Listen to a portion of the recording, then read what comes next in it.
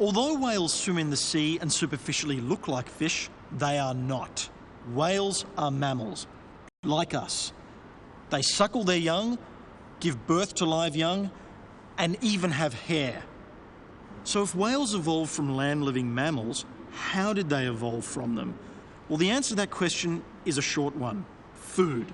The sea provides a rich bounty of resources that an enterprising mammal might take advantage of. 55 million years ago, a small, deer-like hoofed mammal took the first tentative steps back into the water. By 48 million years ago, whales are already readily adapted for life in the water, but they still had to go back on land to mate, give birth and suckle their young. An example of one of these early amphibious whales is Ambulocetus, a scientific name which literally means the walking whale. Whales and dolphins eventually evolved the ability to mate and give birth and suckle their young underwater. Once this critical step had been taken in their evolutionary history, there was no need to return to the land. The skeleton of whales changed.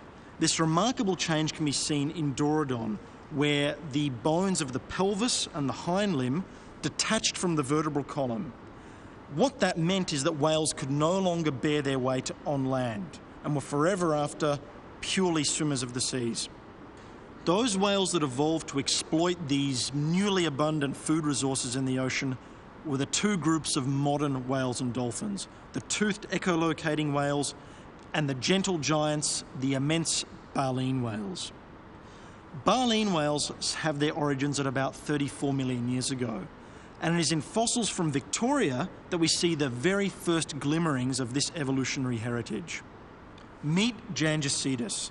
Gangacetus is a spectacular fossil discovered in the late 1990s near Torquay, here in Victoria. Gangacetus is not only a beautiful fossil, it's a beautiful example of a transitional form between the ancient Dorudon and the modern baleen whales, such as the blue whale, as you can see behind me here.